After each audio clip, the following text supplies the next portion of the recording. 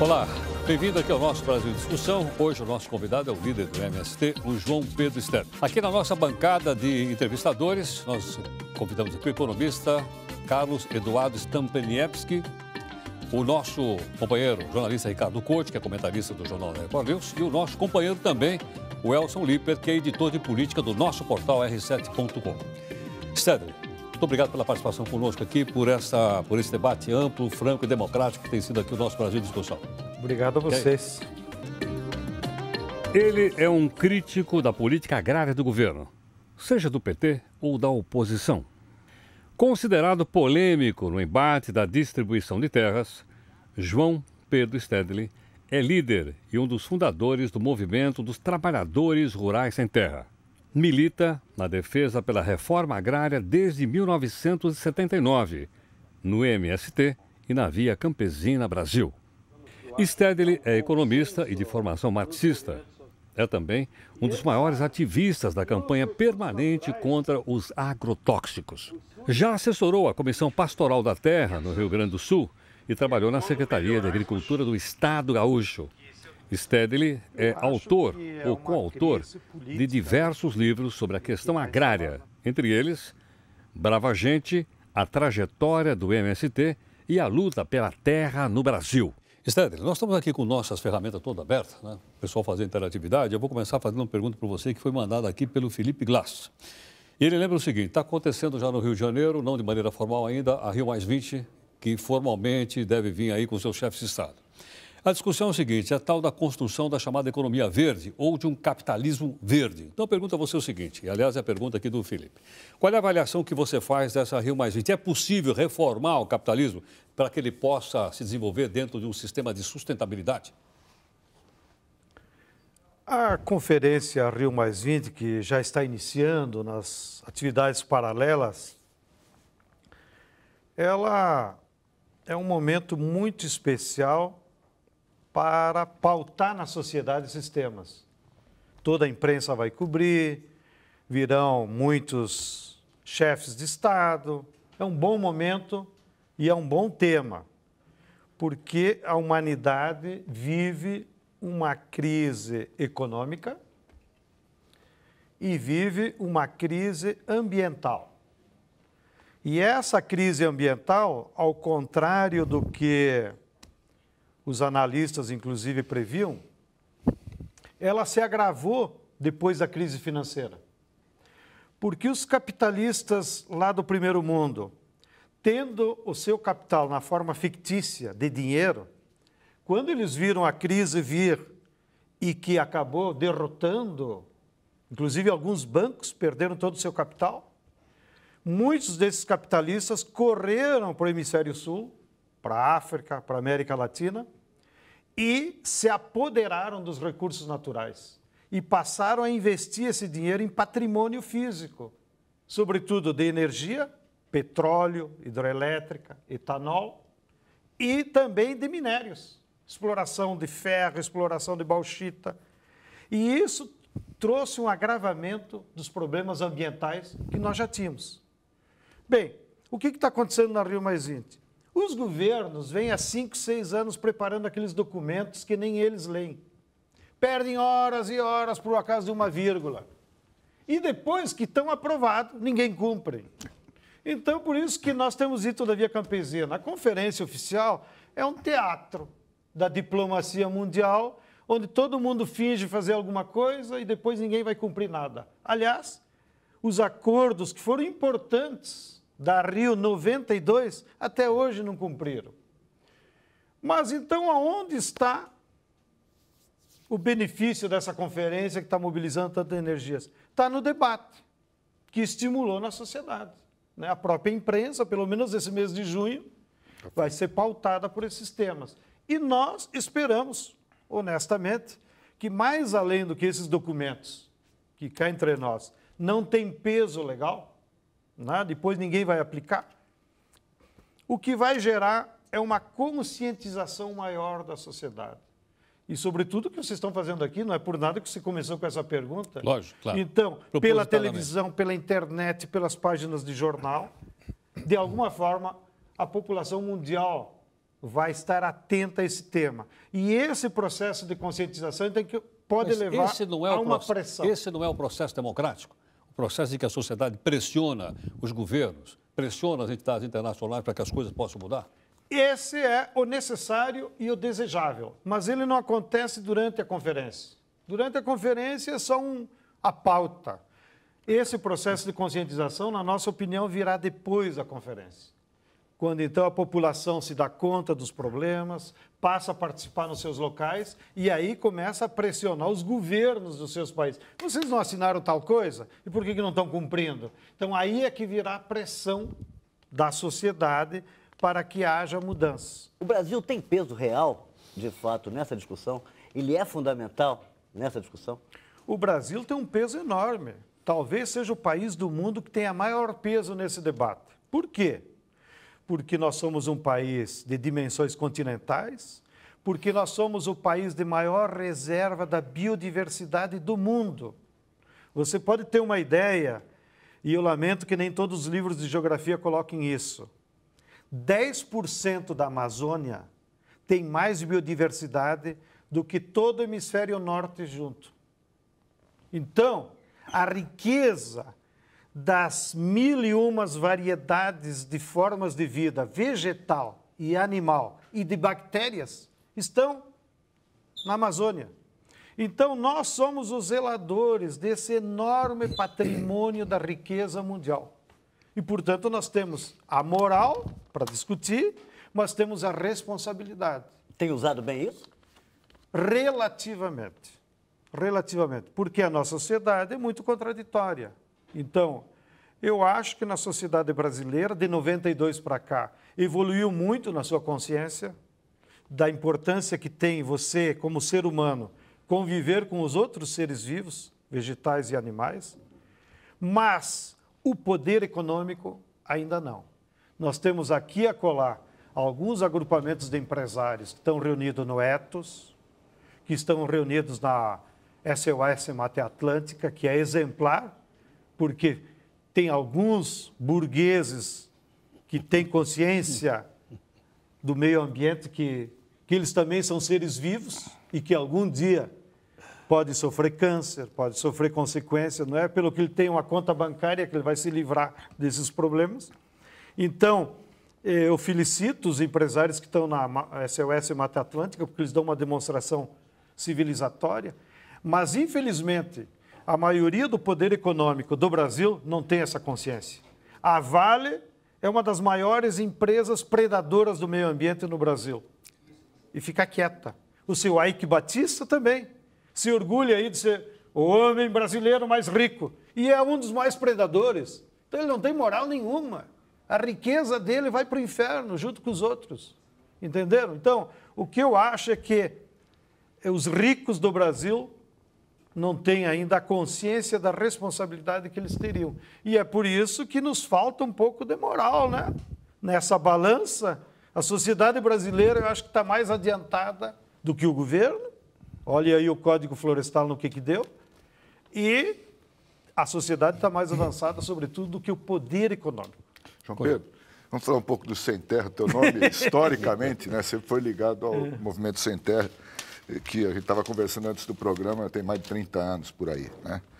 E eu queria que você fizesse uma comparação do MST de ontem e de hoje. A gente se conhece lá desde Encruzilhada Natalina, no Rio Grande do Sul, e se passaram 30 anos. O que mudou no movimento e nos seus objetivos nesse período? O MST, por ser um movimento social, ele naturalmente está em permanente mudança. Não? A gente muda até fisicamente, né? É natural e é da lógica do processo que o movimento só existe há 30 anos porque foi mudando. Senão ele tinha terminado lá no início, né? Se ele fica engessado numa só forma de atuar e de ver. Agora, ele nasceu num determinado contexto histórico. Ele nasceu fruto da crise do capitalismo industrial, lá na década de 80, que foi a chamada década perdida, que a economia entrou em crise, diminuiu o emprego na cidade, freou o êxodo rural. E ele nasceu no bojo das lutas políticas por democratização, contra a ditadura. Então, quando nós fazíamos uma ocupação de terra lá no início, como você acompanhou na Encruzilhada Natalino, nós estávamos automaticamente enfrentando também a ditadura. Não é por acaso que nós fizemos o primeiro grande acampamento com 700 famílias na Encruzilhada Natalina, onde eu me envolvi. E como é que foi a reação do governo?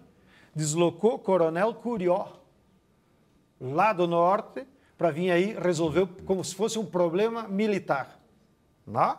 Bem, e daí por diante, tudo quanto é ocupação de terra era também uma luta contra a ditadura. E quando nós derrubamos a ditadura, ajudou a avançar a democratização da propriedade da terra. Bem, depois veio a década de 90. Qual foi a saída que as elites deram àquela crise? Foi o neoliberalismo. No início, o neoliberalismo, o que representou? Foi a entrada do capital estrangeiro e do grande capital internacional para tomar conta dos principais centros de acumulação de riqueza do Brasil. Energia elétrica, telefonia, até bancos eles compraram, né? No governo Fernando Henrique Cardoso. Então, eles se apoderaram dos centros mais produtivos da nossa riqueza. E agora, nos últimos 8 anos para cá, que é uma mera coincidência termos tido um governo mais popular, mas, ao mesmo tempo, foi o período em que o capital internacional foi lá para a agricultura e nos impôs o modelo do agronegócio. No modelo do capitalismo industrial, quando surgiu o MST, havia espaço para o campesinato, porque nós lutávamos pela terra. E, portanto, só lutar por terra pode haver um pacto social dos camponeses com a burguesia industrial. Aliás, quase todas as reformas agrárias do mundo foram feitas pela burguesia industrial no poder, que distribuía a terra para os camponeses para que eles desenvolvessem o mercado interno. E foi um sucesso nos Estados Unidos, na Europa, no Japão. Agora, nesse novo modelo econômico, dominado por uma burguesia financeira e por grandes empresas transnacionais que controlam a produção agrícola, eles não precisam mais do campesinato. Então, eles jogaram na lata do lixo a ideia da reforma agrária. Eles dizem todos os dias nos jornais e na televisão. Quem é que jogou na lata do lixo? A burguesia. E o governo? A classe dominante. E o governo? O governo, ele é reflexo dessa correlação de força. Porque dentro do governo não é apenas você eleger o presidente. Não? Você pode ter pessoas progressistas como é o Lula, como é a Dilma. O problema é a correlação de forças que se estabelece na sociedade. E há, às vezes, um viés meio vesgo da própria esquerda de, ao analisar a correlação de forças, ficar só analisando o comportamento do governo. E eu sempre uso como um exemplo para vocês terem uma ideia o que é correlação de forças na sociedade brasileira. Se você somar hoje o orçamento que o Ministério da Agricultura usa, ainda que seja em benefício dos grandes proprietários, o Ministério do MDA, que é para os pequenos, mais a Embrapa e mais o INCRA, dá mais ou menos 8 bilhões de reais. Esse é o café no bule do governo. Bem, semana passada, o novo presidente da Bung, ex-ministro do Fernando Henrique, que a burguesia fica deslocando os seus quadros, né? O Pedro Parente, que passou lá pela RBS para salvar uma perninha da Globo. Bem, o Pedro Parente hoje é presidente da Bung, que é a maior empresa agrícola do mundo, que veio aqui no Brasil agora com mais força tomar conta do etanol. O Pedro Parente pediu uma audiência para Dilma, para dizer para Dilma, olha, presidente, a minha empresa vem aqui comunicar que nós confiamos tanto no Brasil, na economia brasileira, que nós vamos aplicar esse ano 5 bilhões de dólares na produção agrícola. Mais do que o governo vai gastar. Mais do que todo o governo. Então, nós que estamos assistindo pela televisão isso, nós combinamos entre nós o Sem Terra. A próxima audiência, nós vamos ter que pedir para o Pedro Parente. Porque ele tem mais poder econômico real nas influências da agricultura do que o governo. Mas isso é para falar mal do governo? Não, o governo é nosso amigo, nós votamos na Dilma. Não é disso que se trata. Isso que você está colocando, você veja, essa dotação, ela é inferior à dotação do Bolsa Família. O Bolsa Família deve consumir mais de 12 bilhões. Né? Então, você veja que, aparentemente, as prioridades estão um pouco invertidas. Mas eu queria pegar até uma deixa na sua colocação inicial da vinda do capital externo aqui para a América Latina, né? E da participação dentro do modelo de agronegócio. Nós tivemos, a semana retrasada, aprovado na Comissão da Agricultura da Câmara uma mudança na questão da propriedade do capital estrangeiro de terras aqui no Brasil. E algumas coisas que estavam assim já aparentemente estabelecidas, né, estão sendo retiradas, como a não necessidade de submeter ao INCRA a compra dessas terras, a possibilidade de empresas estrangeiras com sede no Brasil poderem comprar essas terras sem submeter isso às autoridades. Então, como é que você vê esse movimento que a gente tem a Rio+20, que você falou que não vai dar em nada, mas tem esses movimentos acontecendo dentro da Câmara que vão acabar virando lei e vão acabar mexendo na estrutura do poder fundiário, né, do país? Eu acho que há um contexto maior que é o pano de fundo. Naquilo que eu já vinha comentando. Com a crise internacional, muitos capitalistas estão correndo para o Brasil e para a América Latina para transformar o capital fictício em patrimônio. E isso está provocando nas nossas economias, e em particular no Brasil, uma redivisão internacional da produção e do trabalho. Nós que já éramos uma economia industrial, estamos paulatinamente voltando a ser uma economia de exportação de matérias-primas, sem nenhum valor agregado. Que é isso que os capitalistas internacionais querem. Bom, para eles viabilizarem o projeto que é deles, que não é nosso, eles precisam cooptar setores da nossa burguesia, né, que vão ganhar um pouquinho de dinheiro e aceitam esse projeto tão perverso. Então, colando com a tua pergunta, no auge da discussão do Código Florestal, a dona Cátia Abreu, que é a líder dessa burguesia subordinada aos interesses estrangeiros, foi por uma série de conferências em Washington com os líderes dos banqueiros e da burguesia industrial americana, dizer para eles o seguinte: vocês têm que nos ajudar a aprovar o relatório Aldo Rabelo. Olha o cenário.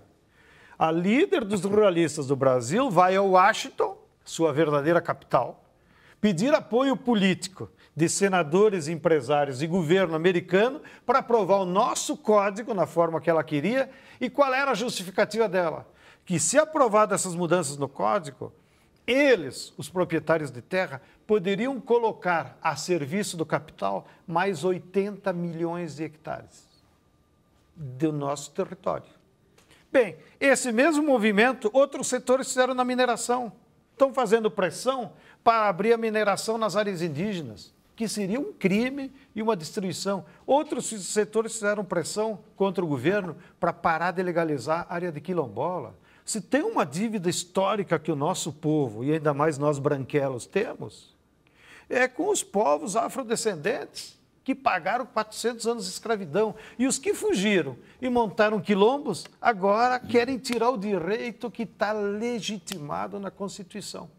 Então, esses movimentos todos, agora uma pequena subcomissão da Comissão de Agricultura da Câmara dos Deputados, demonstra esse servilismo, esse colonialismo de setores das elites brasileiras que deveriam ter vergonha na cara.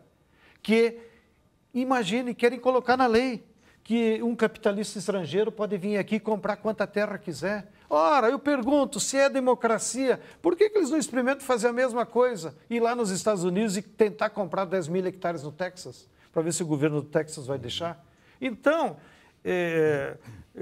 eu acredito que na Câmara dos Deputados não há suficiente servilismo para aprovar o que os setores ruralistas já passaram na Comissão de Agricultura. E se passar, de novo, nós vamos ter que apelar para o Veta Dilma. Agora, a palavra de ordem mais progressista desse país é tudo Veta Dilma, porque nós temos um Congresso tão ruim que pelo menos o povo tem que apelar para o presidencialismo para dizer, olha, o povo pelo menos votou em você para evitar que os mal maiores aconteçam nesse país. Mais perguntas aqui. Agora o pessoal quer que, especialmente o Felipe, queria que você fizesse alguns comentários a respeito da mídia de uma maneira geral, e ele cita aqui 2 pontos emblemáticos. Um seria o seguinte: pesquisa aqui. A mídia é a principal responsável por essa imagem marginalizada que parte da população tem sobre o MST e mais. Foi a mídia que inventou o mensalão ou realmente o mensalão existe? Vamos por partes, né? Como o Jack Stripador. Nós temos uma avaliação nos movimentos sociais, que não é restrito ao MST, de que a sociedade brasileira, ela tem graves problemas estruturais para poder ser uma sociedade mais democrática. Um deles é o latifúndio, concentração da propriedade da terra. O outro é a concentração da riqueza, cada vez mais concentrada. O outro é esse problema da dependência do capital estrangeiro. O outro é a falta de investimentos em tecnologia, que se pelo menos nós fizéssemos igual os chineses de copiar. E um dos graves problemas, que é uma barreira para nós sermos democráticos, é a democratização dos meios de comunicação. Todo mundo sabe que aqui há um oligopólio praticamente controlado dos meios de comunicação pelo poder econômico da Globo. E estou falando contra a Globo, eu falo em todo lugar, não precisa ser aqui na Record.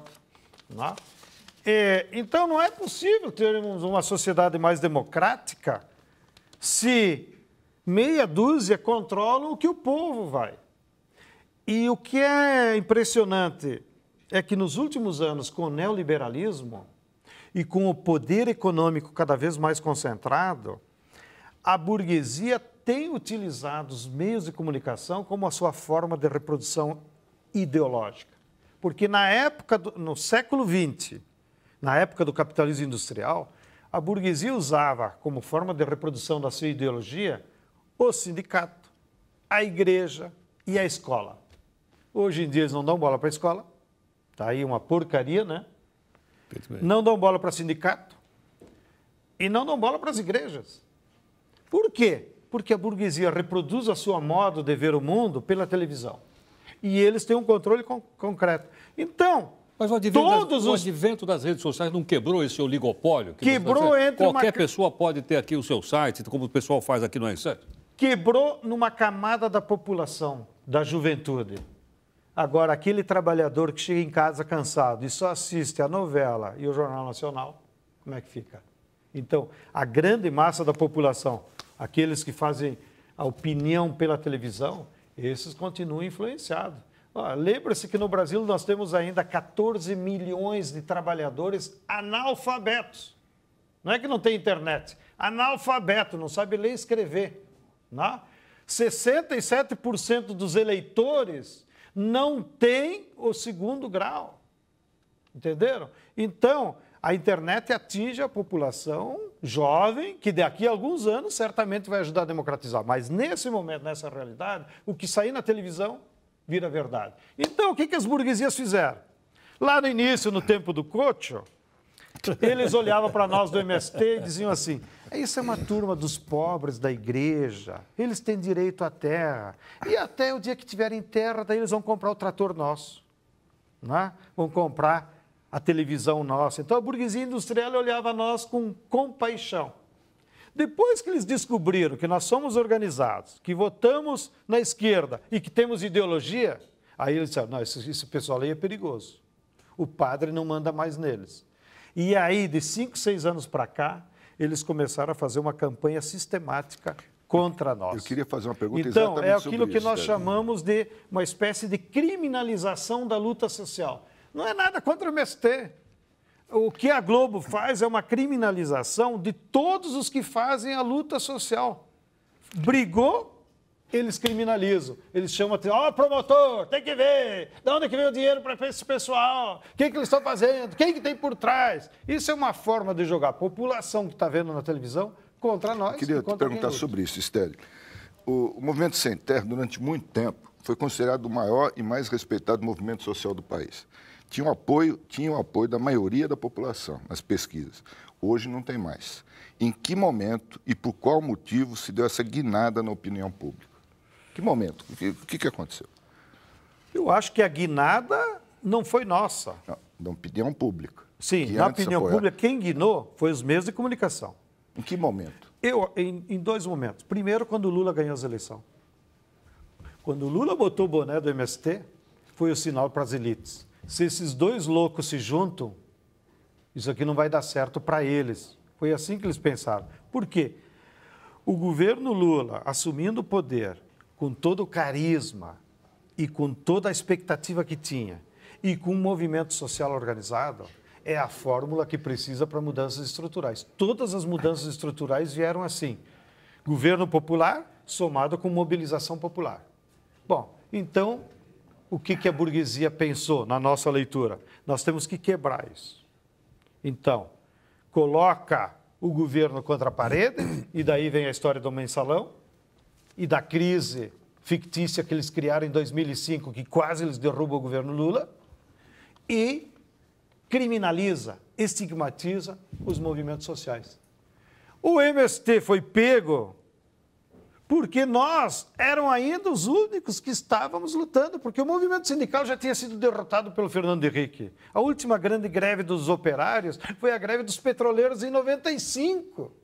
Então, quando o Lula chega ao governo, o movimento sindical já tinha sido derrotado por eles.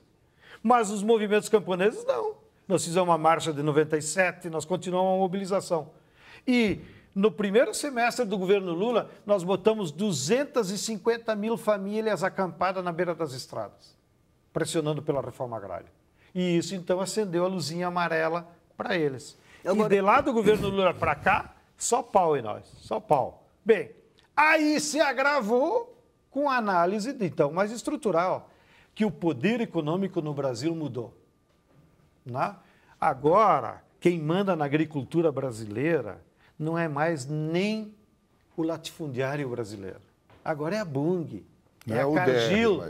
A própria UDR foi destruída. A UDR, que vocês já ouviram falar de UDR? Sumiu. Sumiu. Por quê? Porque a UDR era a expressão daquele latifúndio atrasado. Do Ronaldo Caiado. Do Ronaldo Caiado, de tal, que também foi destruído pelo capital estrangeiro. Eles compraram as terras deles. Agora... O maior exemplo, eles compraram as terras deles. O maior exemplo, olha a Unica aqui em São Paulo. A Unica o que era? União das Usinas de Açúcar de Cana, né? Aqui de São Paulo. Quem é que controlava a Unica? Era o sindicato deles. Era por família até, né? Dos grandes usineiros de São Paulo. Né? E eles eram os interlocutores, inclusive, com o sindicato dos assalariados rurais quando dava greve. Agora, quem é o presidente da Unica?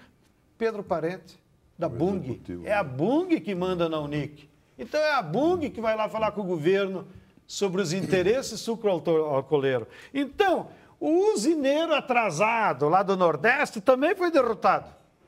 Não? Então não adianta mais nós reivindicar agora, governo, desapropria a fazenda lá dos Junqueira, que eles têm trabalho escravo na cana-de-açúcar no interior de Pernambuco. Não. Agora, se nós entrar numa fazenda de cana aqui em São Paulo, nós vamos de cara com a Cargill, com a Shell, com a Bunge. Olha, o Dantas, outro exemplo bom para vocês pegarem. O Dantas, em 3 anos, comprou 56 fazendas, 600 mil hectares no sul do Pará. Nós apavorados. O Banco Opportunity criando gado. Nunca ouvi dizer que banco ganha dinheiro criando gado. Não? Aí vamos ver o que era. Por trás do Banco Opportunity, o Dantas administra um fundo do Citibank. É aquele capital financeiro sobrando lá nos Estados Unidos, não sabia como se proteger, correu para o Brasil, contratou Dantas como intermediário, compre terra, e está lá 56 fazendas. Então, quando nós ocupamos uma das fazendas, que foi a Santa Bárbara, acho que é o nome da fazenda, saiu primeiro a notícia no New York Times do que no R7 do Heródoto. Agora, Por quê? Porque atingiu os interesses diretos deles. Então, é essa mudança na correlação de força que houve. Então, qualquer coisinha, olha aí. Olha o caso da Cutrale, que nós debatemos em outro espaço lá na TV Brasil. Nós fomos ingênuos no caso da Cutrale. Nós achávamos que era a fazenda mais fácil, porque a terra da Cutrale é grilada lá em Iaras. É um litígio antigo.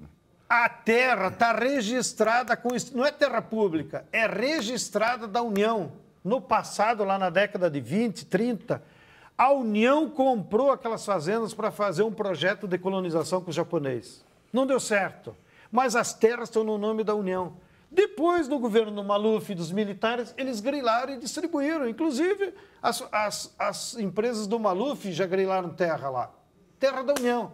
Então, um belo dia, nós vimos no Diário Oficial, INCRA pede reintegração de posse de tal fazenda ocupada pela Cutrale. Olha a origem. INCRA pede reintegração de posse de uma área da União grilada por uma fazenda. Entramos, o que aconteceu? Aí que mostraram imagens, A depredação. Cutrale é sócia da Coca-Cola. A Coca-Cola é uma das maiores anunciantes da Globo. Vocês imaginem quantos telefonemas demorou? Da Cutrale para a Globo e dizer, ó, nós temos que criminalizar esses baderneiros e tal. Claro que nós cometemos um erro e admitimos publicamente, os companheiros não deveriam ter derrubado as laranjas, deveriam ter só plantado feijão no meio. Mas aí o Serra, com o serviço da polícia aqui, com o helicóptero que ninguém sabe quanto custa, armaram um circo que na Globo até o trator passou a andar 100 por hora. Tu viu o trator? Né, para criar aquela imagem. Eu não podia ir para a rua porque os molequinhos diziam, lá vai o comedor de laranja. E nunca tive em Iaras. Então, isso que é estigmatizar. Então, uma área que até hoje é da União, continua o processo. Hoje o nosso convidado aqui é o líder do MST, o João Pedro Stedler. Está aqui conosco o professor Carlos Eduardo Stampanieski, que é um economista, o jornalista Ricardo Couto, da Record News, e o nosso companheiro Elcio Liper, que é do R7.com. O MST também, desde o início da atividade dele, ele já passou da fase da adolescência. Né? Ele está hoje, você tem aí 4 milhões de assentados, você tem aí mais de 80 milhões de hectares em assentamentos, são cerca de 10% do território nacional, de uma certa maneira está dentro dessa área de atividade. Consta que vocês administram 81 cooperativas de trabalhadores, né? Tem 45 unidades agroindustriais, então, quer dizer, vocês também ganharam substância dentro desses acampamentos e dentro desses assentamentos. Também fazem programas materno-infantis, programas de educação, de alfabetização, etc. Não será que o MST também devia mudar um pouco a linguagem dele de comunicação e mostrar também o resultado econômico que ele obtém para esses assentados? Quer dizer, como é que a renda per capita dessas pessoas evoluiu, né? Quanto que ele está representando em termos de faturamento, de produção, e trazer esses dados econômicos. Porque, ou será que isso soa capitalista demais para um movimento que nasceu e quer ficar só social? Eu te agradeço a pergunta. Social ou socialista? Não há contradição. Não sei, mas é um movimento socialista. Não, é um movimento social. Social. Porque ele reúne a população que vive no meio rural. Agora, nós lutamos por uma reforma agrária popular, não é uma reforma agrária socialista.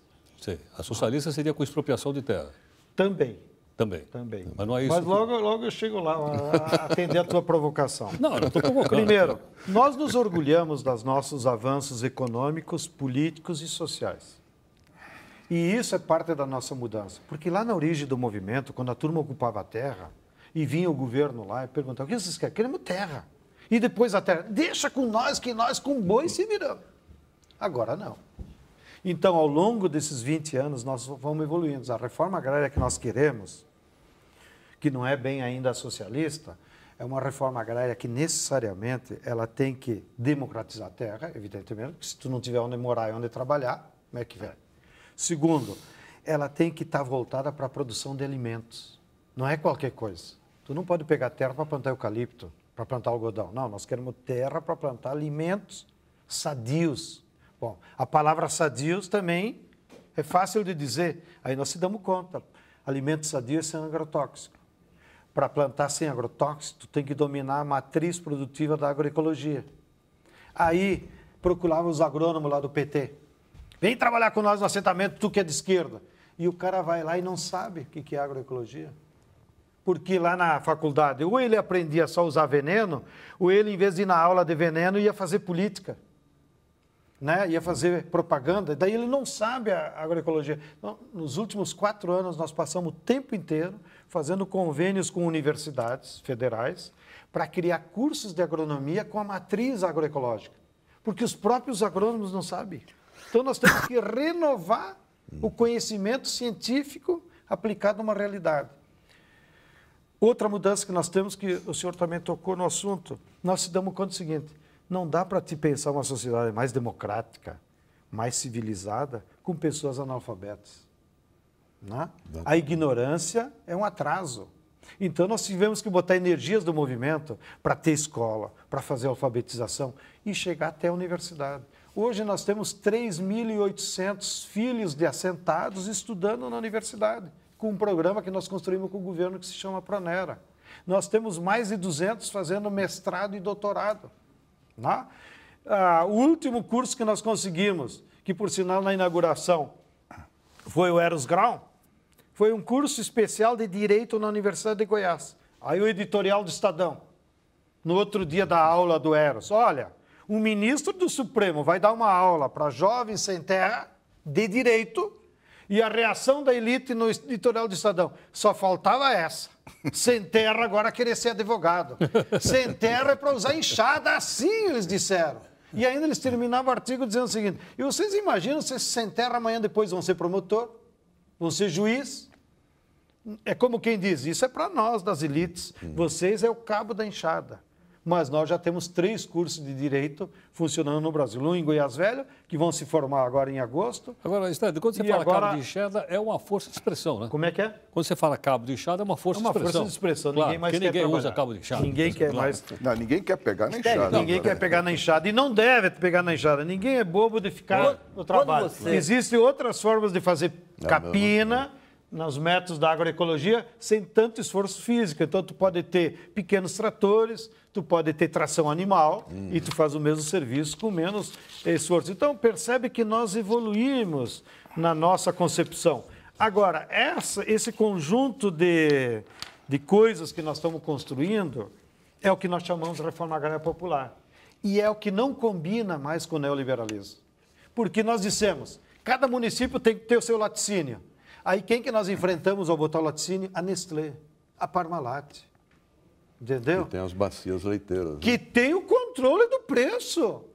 Né? Então, eu fui num debate na Band, que são mais ruralistas que não sei quem.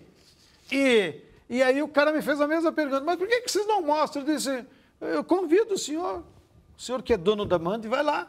Nós temos em Santa Catarina uma das melhores cooperativas de leite. Nós produzimos 1 milhão de litros de leite por dia, em leite longa-vida. Abastecemos aqui o Walmart e o Carrefour.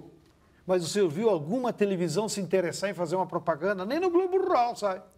É porque nós não queremos que apareça? Não, é eles que não querem mostrar que o Sem Terra deu certo. Então, não é problema de marketing.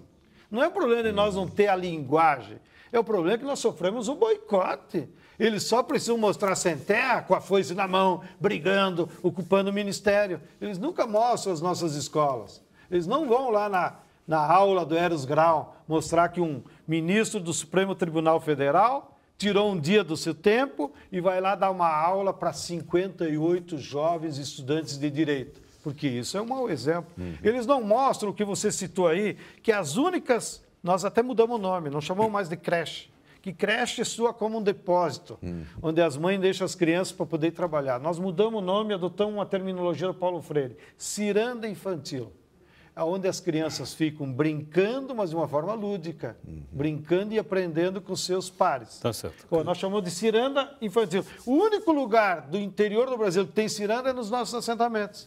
Sério, eu vou fazer um comercial aqui, depois vou mandar a conta para você lá. Ele que está pedindo. Bom, eu tenho aqui, então, um pacote de arroz produzido pelo MST chamado de ecológico, né?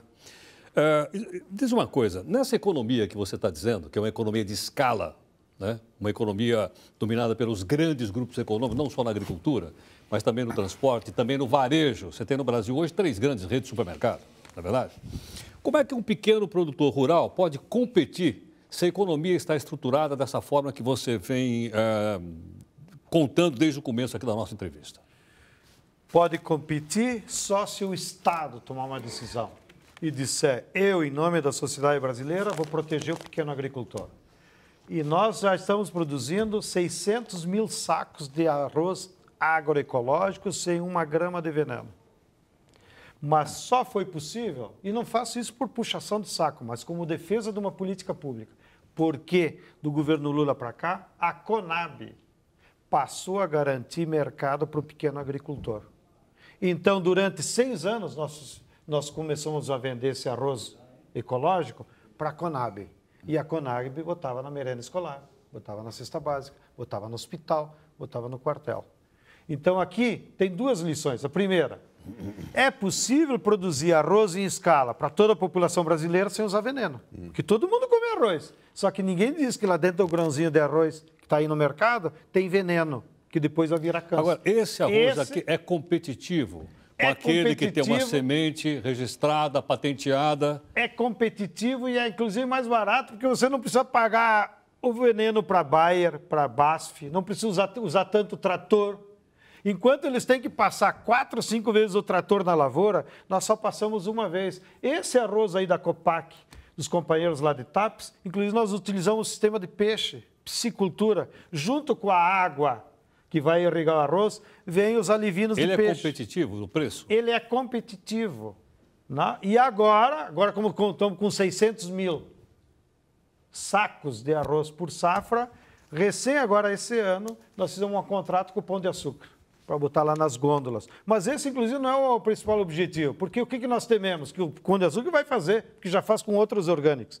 O Pão de Açúcar sabe, e olha que do ponto de vista de marketing, vocês vão depois dizer, você está entregando ouro. O Pão de Açúcar sabe que tem uma classe média que está disposta a pagar mais pelo orgânico. É porque o orgânico custa mais caro? Não. É porque a rede oligopólica sacou que ela pode ter um lucro extraordinário, que mesmo assim a classe média... Mas no mundo inteiro o orgânico não é mais caro do que o outro? É mais caro pelo controle oligopólico. E não por causa do custo não de por produção. causa do custo. Não por causa do custo. João Então, como eles sabem que é um nicho de mercado para a classe média, eles aumentam. Vou te dar um exemplo de um sítio de um amigo meu, sítio Catavento, aqui perto de Viracopos. A minha companheira, de vez em quando, compra o tomate lá no Pão de Açúcar orgânico, paga R$14. Um belo dia desse, eu fui lá visitar, e conversando, ele tem 5 hectares de tomate. É uma enorme produção, tudo orgânico, não vai uma gota. Eu disse para ele, quanto é que tu vende esse tomate aí? E fiquei o dia inteiro lá com ele. Ele disse, olha, o tomate aqui para mim, produzir orgânico, ele me custa R$3. Tá? E eu vendo para o Pão de Açúcar a 5. E lá na gôndola aparece a 14. Entendeu? Então, se tivesse um esquema de governo de comprar tomate, ele poderia comprar 3 Mas esses esquemas já não deram errado no passado? Pois é, quando o governo comprava essa produção. Mas quando que deu errado? Isso? Quando que deu errado? Quando roubam. Mas se tem fiscalização, se tem controle da sociedade, e esse sistema da Conab, toda a sociedade participa. A Conab compra do pequeno agricultor, entrega lá para um hospital e depois é um fiscal lá, da Advocacia Geral da União, de não sei o quê, foi entregue o arroz aqui, a que preço, me mostra a nota. Então isso tem esquema de fiscalização. Né? Então, claro, nós temos que montar esquemas que não permitam que os pequenos e grandes corruptos, né, atuem. Mas eu volto a chamar a atenção. Produzir de forma orgânica não é mais caro do que a maneira com agrotóxico. O problema é que você matou a charada na pergunta. O problema é que o controle da distribuição é oligopolizada. E como os grandes supermercados perceberam que é um nicho de mercado, eles aumentam o preço. Sted, antes de vir para cá, eu perguntei para minha mulher, falei que eu vim aqui, né, fazer entrevista com você. Vai ter alguma pergunta para fazer para o Sted, né? Sem terra e tal. E a pergunta dela é mais ou menos assim. Uma das críticas que se faz, um dos problemas enfrentados pela reforma agrária é a venda de terras pelos assentados. Se ouve muito falar, essa é a crítica que eu mais ouço por aí. Não, dão terra para eles, eles vendem a terra e tal.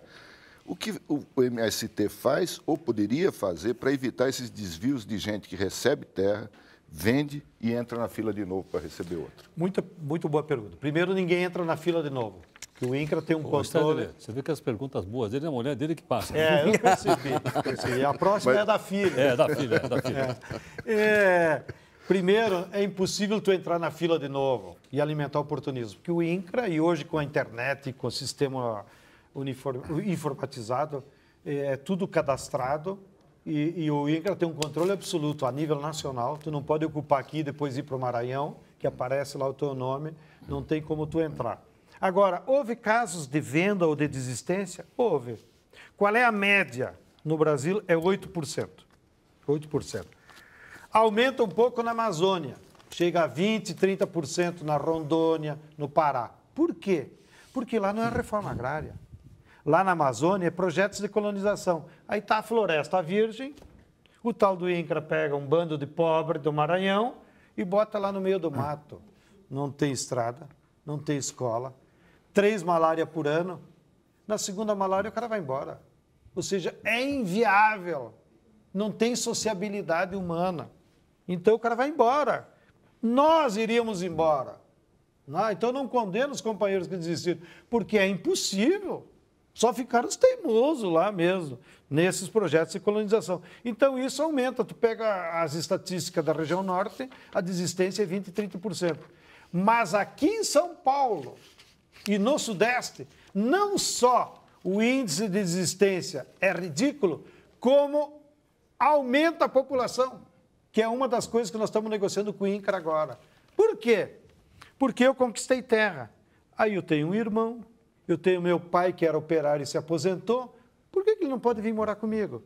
Então, no Sudeste tem até esse fenômeno. Muitos familiares voltam da cidade morar com o cara. Só tem uma família que é o beneficiário do lote, mas ele trouxe 2, 3 parentes que moram lá junto. Então, tem uma população maior. Então, o que nós estamos discutindo com o INCRA? Vamos separar o que é a área agrícola, divide os lotes lá para a produção agrícola e mantém uma agrovila, vamos chamar de comunidade rural, aonde você pode trazer naquele lote outros parentes. Isso já existe? Já tem? Isso já existe pela força do povo. Agora, o que nós precisamos, né, é legalizar. Né? Porque o cara está lá, como o próprio povo fala, de agregado. Né? O meu pai mora aqui na minha casinha, mas ele não tem direito ao lote.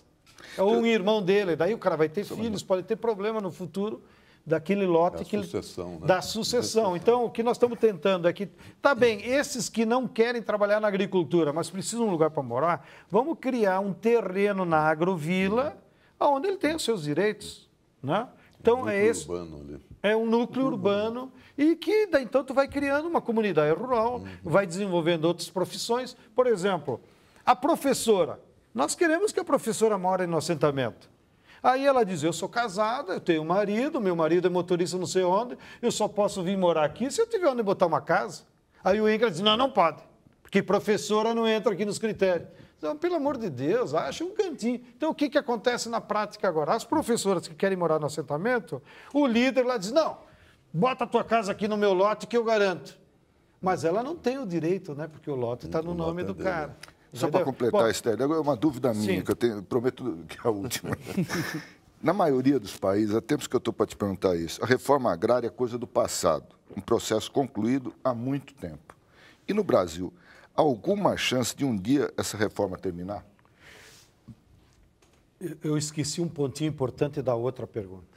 A FAO, a nível mundial, de todos os processos de reforma agrária, e inclusive de reassentamento humano, como acontece lá com os judeus que voltam a Israel, eles consideram que até 20% é natural, é da vida humana, que acontece inclusive em condomínios de luxo na cidade. Constrói o prédio, apartamento de 1 milhão. Os que compram não vão ser os mesmos que vão morar. Sempre tem desistência. Ah, o sol não bateu bem, o vizinho tem cachorro e eu não gosto, entendeu? 20% de desistência.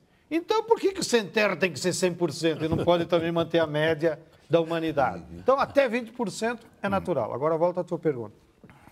É verdade que o Brasil não fez a reforma agrária no seu tempo. Nós perdemos a oportunidade quando saímos da escravidão. Olha, os Estados Unidos fez a reforma agrária quando saiu da escravidão. Eles tinham o mesmo nível de PIB do que nós. Eles fizeram a reforma agrária e em 30 anos venderam 2 milhões de tratores. E deu o boom do modelo industrial deles. Mas em outras circunstâncias No Brasil, nós levamos 100 anos e hoje, depois de 100 anos de economia industrial, nós temos na agricultura brasileira 820 mil tratores. Essa é a diferença. Bom, agora, isso não significa que, então, a luta pela reforma agrária de hoje é por uma reforma igual do passado, que é o que nós estávamos comentando. Não é mais uma reforma agrária só dividir a terra e te vira. Agora, tem que ser uma reforma agrária que divide a terra, que bota escola, que tenha uma pequena agroindústria de leite para competir com... Né? E que o MST também tem uma estrutura administrativa, operacional mais sofisticada? sem dúvida nenhuma. Para suportar todo esse... Mas aí nós apelamos, como diz aquele programa, para os universitários. Claro, aí é a grande parceria com as universidades. Eu vou te dar um exemplo, e você vai acabar no MST, pelo que eu estou vendo as tuas perguntas. Porque é todas bem no sentido, né? Olha, no Paraná, o ano passado, nós fizemos um convênio que envolveu a Universidade Federal Fronteira Sul com a cooperativa Mondragon do País Basco. A cooperativa Mondragon é a maior empresa cooperativa do mundo. Tem 700 mil associados, tem fábrica de automóvel. E eles dominam a técnica de administração. Então, o que nós fizemos? Montamos um curso de administração de cooperativas. Quem foi que montou o currículo? A Mondragon. Então, ela trouxe toda a experiência que ela tinha acumulada para passar para nós. Mas sem terra, como sem terra não pode aprender? Então, os filhos dos assentados, que já tinham segundo grau, alguns já estavam na universidade, foram fazer esse curso, para daí saber administrar essas cooperativas e assim por diante. Agora, nossa é uma experiência. Nós deveríamos ter esses cursos de administração em todos os estados. Agora, eu tive agora há pouco tempo em Luiz Eduardo Magalhães, terra da Bong. Terra da Bong e dos americanos. Exatamente.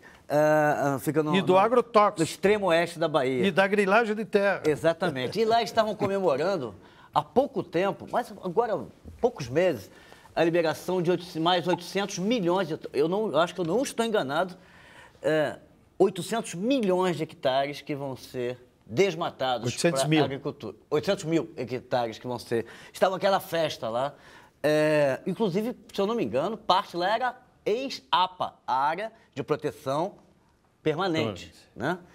Ambiental Permanente. APP. Até que ponto o Brasil vai suportar o interesse da sobrevivência do país ecologicamente, isso com vistas a Rio+20, ao interesse de ser o celeiro do mundo? Eu acho que a ganância dos ruralistas e desses capitalistas que vêm de fora é incontrolável. Porque eles sempre querem lucrar mais, não importa os prejuízos que ficam para nós. Mas a natureza está sendo nossa aliada. Eu acho que a natureza está demonstrando todos os dias para a sociedade brasileira que esse modelo é perverso e que não vai dar certo. Como é que nós estamos vendo? Olha o período que nós estamos vivendo. Enchente na Amazônia. Você já viu o ribeirinho amazônica ter que correr de água? Nunca tinha acontecido isso.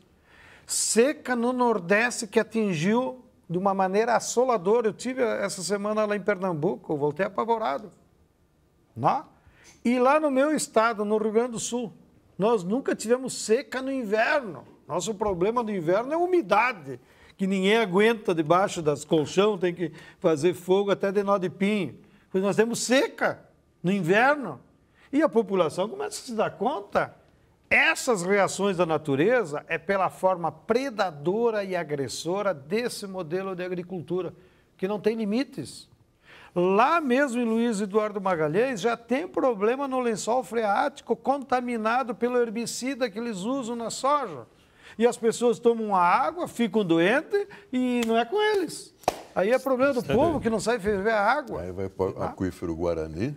Aí vai para entra o Brasil e pega para todo mundo. A água do subsolo de Ribeirão Preto já está contaminada. Pergunta lá para a prefeitura, porque o herbicida da cana já desceu.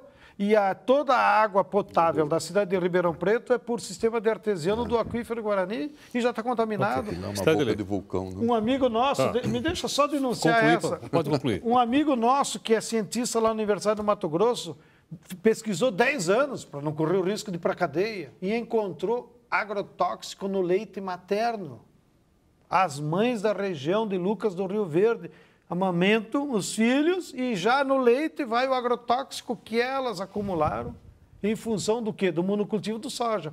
Mas o Blairomage não tem culpa, né? Ele só tem 240 mil hectares de soja. Ele agora virou ambientalista. Mas o veneno que ele bota na soja... Não? Stedley, nosso tempo está esgotado. Nós queríamos ali agradecer a sua participação.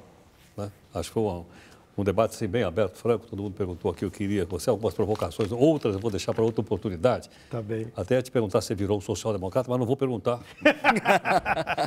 Porque nós temos Cada coisa no seu tempo. Agora é hora de derrotar o império. Obrigado, Stedley. Muito obrigado, então, Carlos Alberto. Obrigado também, Coach. Muito obrigado. Obrigado.